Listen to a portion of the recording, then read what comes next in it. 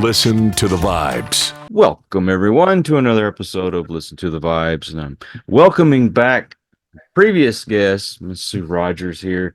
And she has a new book out. And she promised me that once it was done, she was going to come back on, talk about it. So, Sue, first, give us a little update on you and let's talk about the book. All right, Kyle, thank you for having me back. You were the first person that popped into my head that I remembered saying, when you publish your next book, come back. Update. It's been over a year, we've just realized, since I've been on here. I now have one kid away at college. Luckily, he's only 2.5 hours away, so he's not too far. But that has been an adjustment.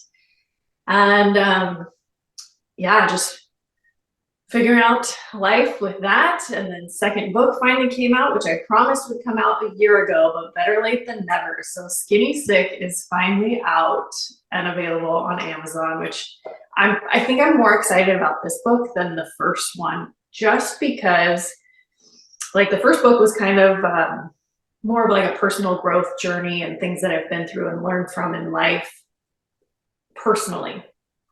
Skinny Sick is all about everything that I've learned through my own journey of healing my gut, plus the story of finding out about my son out of nowhere, almost dying because we didn't realize he was a type 1 diabetic. There's zero family history of type 1 in my entire family, so it really came out of nowhere. But kind of the signs and symptoms of what went on with him, because it wasn't like the traditional things that you hear about and think, oh, that must be diabetes, especially when it doesn't run in your family at all. But then also just, it's kind of a wide variety of stuff in relationship to what led to me finding out that I needed to heal my gut and what I needed, and then what I did from there to kind of work on it, and some other journeys to, I've been able to, as a gut health coach, help other people in their journeys. And so there's a few people besides my son that I share a little bit about too, all within that book. I have a problem. The medications that I take mess with my gut. Yeah. Do you work with people that go through the similar situations? Yeah. And with people, like anytime someone's on a medication, clearly you want to work with your doctor, because there's a reason why you're on it, but there could potentially be ways of helping to heal the gut and do other things that some people get off of their medications. Like they had told me to permanently be on allergy meds for the rest of my life and use nose spray for the rest of my life, and that was just going to be it. 'Cause in my early 30s, I was diagnosed with chronic sinusitis. And there's actually a whole chapter on who actually cued me in on what I should really be doing, because they immediately were like, you're too young to have a chronic condition. I was like, wait a minute, you're right. Like I'm in early 30s, that does seem kind of crazy. So the little by little of listening to cues in my own body and researching information on my own, because the allergy meds and the nose spray dried out my sinuses so bad that my brain started feeling funny in a different way, like I was tweaking out. And I was like, okay, this isn't going to work either. And our bodies aren't designed to need medication other than insulin if you're type 1 diabetic. And so how could I heal the body without having to take these meds? And everything that I read led me back to, I needed to first heal my gut. Well, I think we talked about it, that I have that condition in my spine where my bones are deteriorating and constant pain. And I told my doctors, first off, I admitted that I am an addict and I didn't want to get on heavy opioids and things like that because I knew I'd abuse it. Eventually I would abuse it. So they did find something that it's I guess it is an opioid, but it's like methadone. stuff that's supposed to help you get off of things like opiates and what have you. But off label, it works for pain.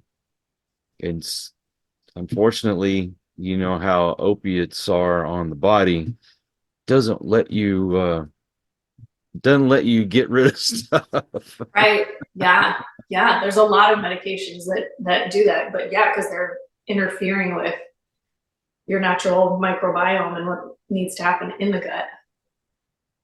So do you have any idea what I should do if I'm still on these medicines and I need to take them?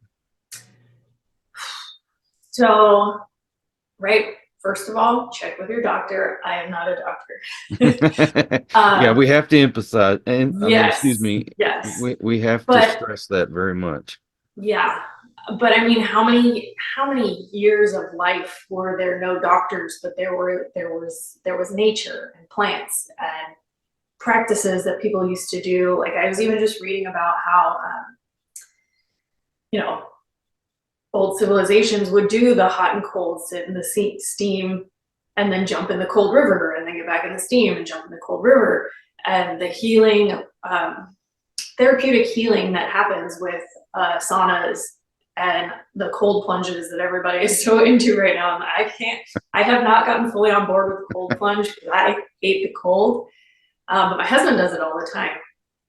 Jumps straight into the pool. And yes, we're in California, but it's like the low was in the 30s last night. So the pool is not warm right now. But yeah, so like they're depending on if there's any contraindications with your medicine. And you can look that up on your own, but you could always, first and foremost, always check with your doctor. So make sure that there's nothing that's gonna, do something damaging by taking things at the same time. But simple anti-inflammatory things like taking turmeric or just an anti-inflammatory diet, so that what other things you're putting into your body are helping to get rid of inflammation that's going on within your gut, within your joints, within wherever it is in the body. There's simple things like herbs and roots and combinations of those things that you can either eat or take supplement forms of that are really good for the body. Infrared saunas, steam saunas, even a hot bath with Epsom salts, because your body will absorb all the minerals that are in the salts and put them right into your bloodstream. So things like that are completely natural can really help. And potentially, like, there are people who are on medication, depending on what the meds are and depending on what we're working on with their diet and their gut, maybe they're taking less. They don't need as much. Even with my own son, with his type 1, once we got him home and on a really low carb diet, the quantity of insulin that he needed dropped significantly. So even though his body doesn't make it on its own and he still will always need it, if you're putting the right things in your body, it won't need as much. And that's overall, going to be better and more beneficial for your system. Somebody was telling me the other day, and I believe it was the Mediterranean diet was supposed to be good for anti-inflammatory.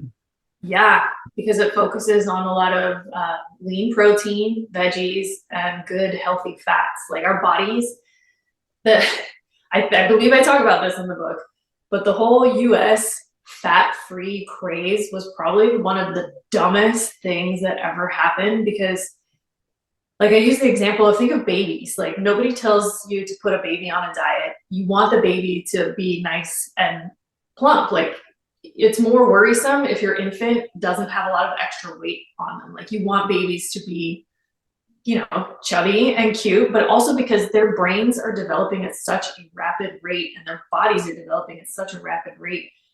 They need all of that fat for all of those processes.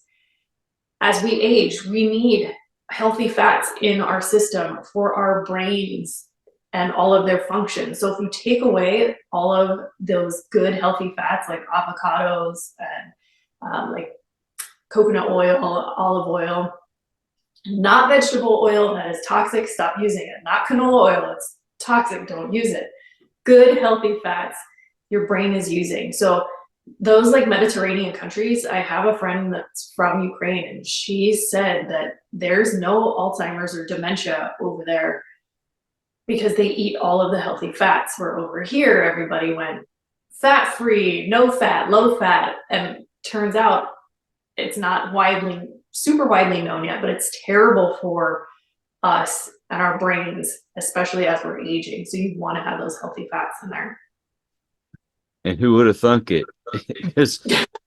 Right? Oh my gosh, everywhere you look, you go to the grocery store or whatever, there's aisles of low fat, no fat, fat free. Yeah. And I used to do that. Yeah. And granted, like you don't want, like you want the good kinds of fat. And even like the more I've been reading about, like when things were cooked in lard, when things were being fried in lard, like even I believe it's McDonald's French fries used to be just potatoes, beef tallow, and salt. But now there's like a long list of ingredients, and it's the canola oil, vegetable oil, whichever one it is. But a lot of those oils, the seed oils, were actually originally produced as engine lubricant. So they're not even really designed for our bodies. Whereas coconut oil is coming straight from coconuts, which are amazing for multiple things in the body. You can even have like a spoonful of coconut oil. Be cautious if you're starting with a spoonful, because sometimes if you're not used to all the healthy fats, it can be a little funky on your digestive system. But that's a really good one. The extra virgin olive oil, make sure it's not mixed with another oil. It's just a pure form. Those are really good too. And avocados and avocado oil. So think, when it says vegetable oil, what is that? Okay, what vegetable? What exactly is it coming from? Is this really good for me or not? Where if it says coconut oil, you're like, okay, it's coming from coconuts. That's something found naturally in nature. I'm gonna lean with that one. What's funny is you go to the store and there'll be a bottle of supposedly healthy oil, cooking oil, and it says heart healthy on it. Yeah. But yet, from what I understand, these oils cause your body to create too much cortisol. Yeah. So, I mean, we'd have to go through and find studies for whatever, but the fats that aren't the good ones, your body, it's not necessarily even breaking them down correctly because it doesn't even recognize what it is. So then, yeah, it's your body is taking this unrecognized chemical and pulling it into a fat cell and storing it there to protect you from it. So then, yeah, could be spiking stress, cortisol, increasing belly fat, because then the body's just trying to protect itself and throwing all these unrecognizable things into fat tissue to protect you internally from it. And yeah, then that stuff's kind of just sitting there. It's nuts what our bodies can do. Right. And because their number one job is to keep us alive. And so they're going to take anything that's not supposed to be there and put it out of the way from your, vital organs, but then it's storing them somewhere else where it's not supposed to be too. And the rest of the body's like, well, wait a minute, this really isn't supposed to be here. So then it's going to make you feel like crap to try to get you to clue in to do something to fix it. Did you mention how you found out that your son had type 1 diabetes? It was a long process. Like he probably had it because they say from the time we ended up in the hospital, our endocrinologist said that from the time we found out, and he almost died because he was in full-on diabetic ketoacidosis. And I tested him that morning for COVID because I was like, we didn't know what was wrong. And I was like, well, some of these symptoms could be that because, everything was a symptom. But they had said that from that point when we found out, it had probably originally started 2 years prior. So just over 2 years of, and it really was in maybe the last like 6 months specifically the last 2 to 3 that we were like, something's wrong.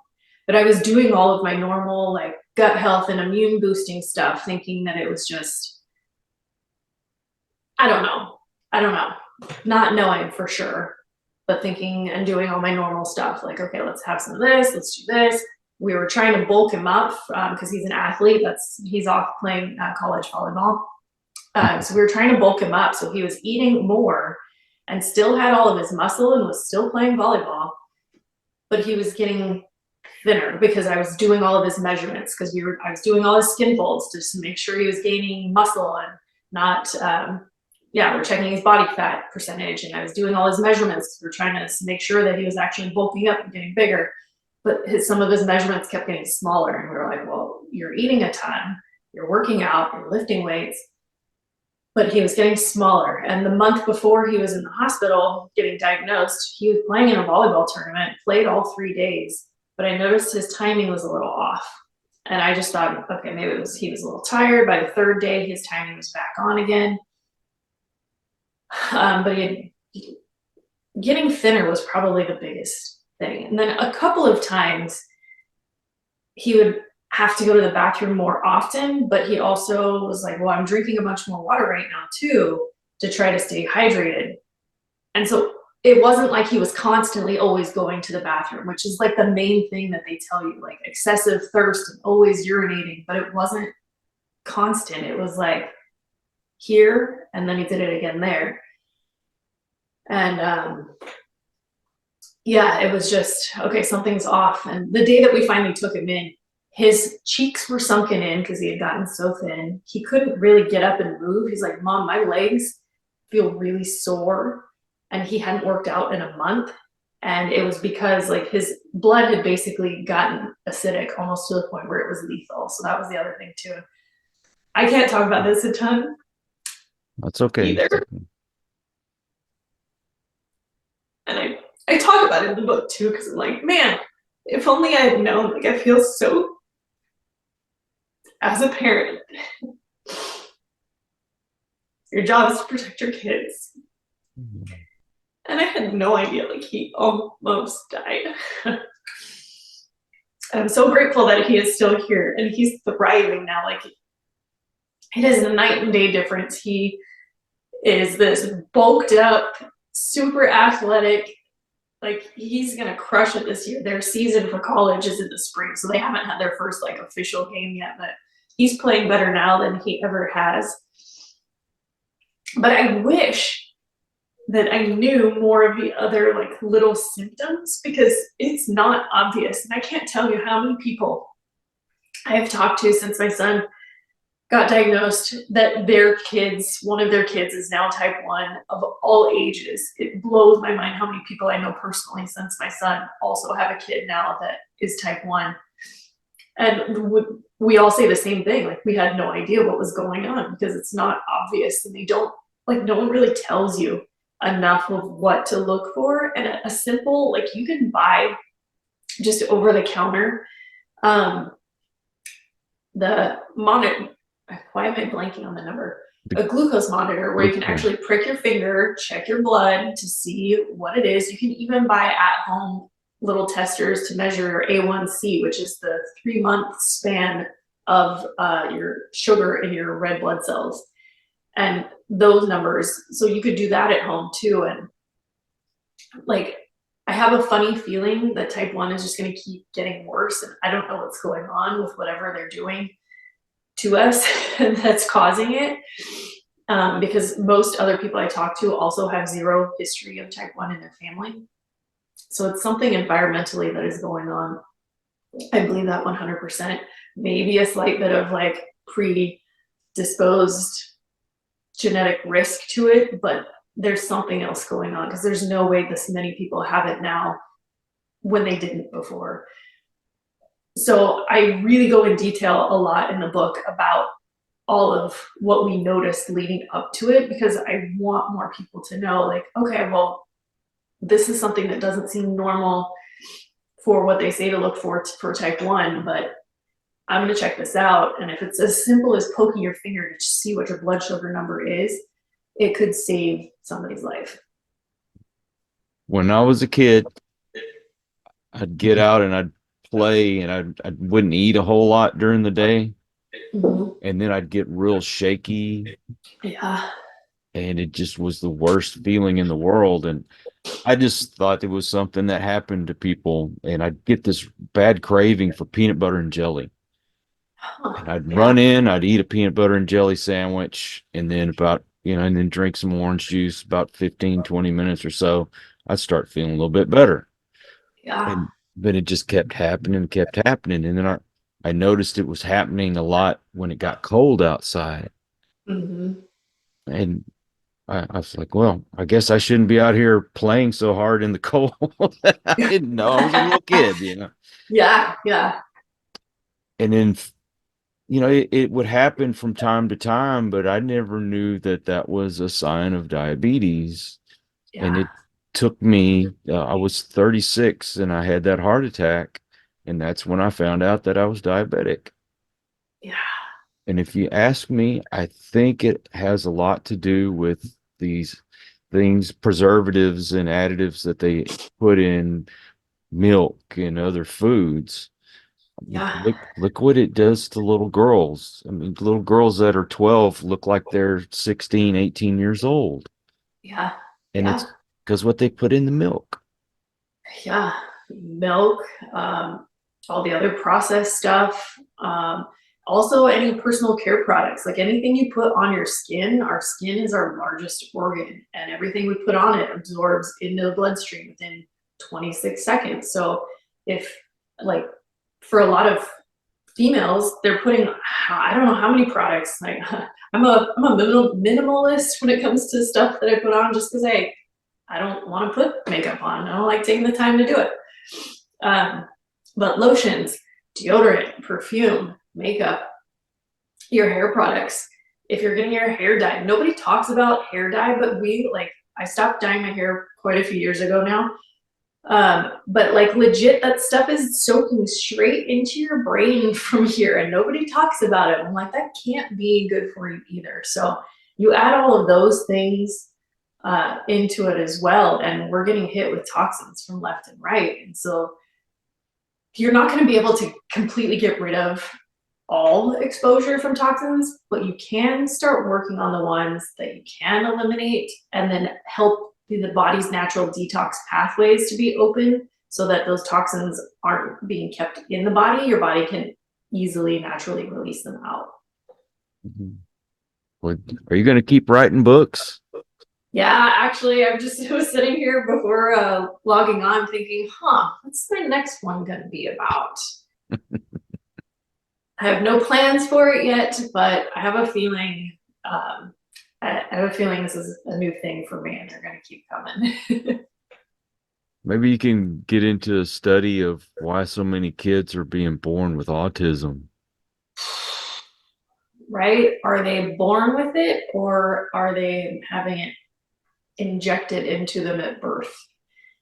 And I talk about, I debated on having a chapter on childhood poke schedule or not, but I couldn't help it. And there's a chapter in there, and I'm not telling anyone what to do or not to do. I'm just sharing what I've noticed from like my generation to now my kids' generation, and the difference in like my childhood card has like 10 things on it, and my kids, I don't know about probably yours too, because were they born after 83? Yeah, my kids were born in the early 90s. Okay, so I think it's after maybe after 83 or 85. But from that point on, the number of things that our kids got jumped significantly. So like I've had like maybe 10 or 12 in my entire life. I'm 42. My kids had, I can believe if the correct numbers are in the book, but my kids had, I think, 12 in their first year of life. For what? Like, whether or not you believe in God, but like here, like human babies were created and they should be functioning fine. Like, why we're injecting them with all these things just in case when there never used to be, and yet humans evolved this entire time without it. But now, since all of those things have been getting put into everyone is sicker. And I'm not saying it's just that. I'm saying it's a accumulation of a lot of things. But I can't, in my mind now, I wish I'd never done any of them for my kids, because I can't, with what I know now, I can't justify seeing how they really are beneficial. With, like, we're not living in the dark ages where there's a million rats running around and biting people with germs, and like, for the most part, where we all live is pretty sanitary. And yeah, I don't know. I have total different feelings about it now. And I don't, like, everyone can have their own feelings about it and believe whatever feels best in your heart. I would have done it so different had I known what I know now. Because I think they still immunize for stuff that we haven't seen on this planet in probably centuries. Yeah. And some of those things that they do them for, those vaccines were never even proven to be effective 100%. So if it's not effective 100%, why? When there's so many, I'm sure there's so many adverse things that we don't even know about yet because they're being stifled. But I mean, I 100% believe any parent that says this happened to my baby right after they got this, because you know your kid. You know their behaviors, their patterns, even from birth. You know them. You know what seems normal for them, and you know when something's off, and you can probably correlate and put 2 and 2 together to know when things started to become off. Yeah, because there's so many kids with ADHD and autism. One of my grandkids has autism, so I wonder, are we doing? I mean, I understand a lot of these vaccines are important, but I think we are overdoing it. Yeah, and like when they're little and they're babies, I mean, they're brand new. Their cells and everything should be functioning amazingly as a brand new baby. Maybe if you want to protect yourself when you're older because you've done some damage and things, maybe you need some protection, but those little teeny tiny babies, they're resilient. Like, our cell turnover rate is the highest at that age. And like, I don't know, man. I don't get it now. And I live in California too, so there was no choice. Like, there is 0 exemptions to send your kids to school in the state of California. There are no religious exemptions. I think it's really, really hard, but you might be able to get a personal belief exemption, but they're even like denying those anymore. No religious exemptions. Medical is I think, but good luck finding a doctor that will actually give you a medical exemption, and you have to have like irrefutable evidence that you've already been injured from one to then get a medical exemption from any more. Let's see. I can't even get the flu shot because I'm allergic to eggs. Yeah. And that's one that I've never done for me or my kids either, because I was like, listen, if we're generally healthy, then the flu we should be able to battle. And like, there are a lot of books that I've been reading too that talk about how, like, we're supposed to have some of those exposures to things, because then it, like, our immune system kicks in, it does its job, and then it's more resilient, if that makes sense. Like, Yes. and I read a thing too that I need to research more, so don't quote me on this because I need to look into it more, but how people who had measles as a kid, the likelihood of them ending up with cancer later in life is much lower than if you don't ever have measles. I need to look into that one more. So again, don't quote me on that. But it's fascinating when I hear things like that. So I'm like, is that really true? It would make sense because your body is fighting something at that age, and then it rewires things to be more protective as you go on in life. Well, even antibacterial soaps. Yeah. They, especially if you have a septic system, it will ruin your septic system. Yes, you were the one that told me about that. I totally remember Yeah. that you had said that. Yeah, because there's natural things in your septic system that are like your gut. And Yes, and they're breaking stuff down. And right. There are I germs in there that does that. yeah. Did we talk about this last time too? Because I had someone, because we have septic out here where I live, and they had said every once in a while you can even put like some pieces of raw chicken and flush them down the toilet. So then those enzymes and bacteria are in the tank breaking stuff up. Yep. That's a good idea. That's a good idea.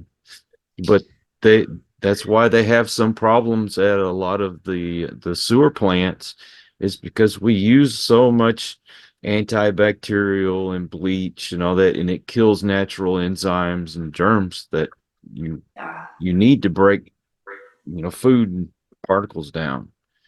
So, Yeah. mhm.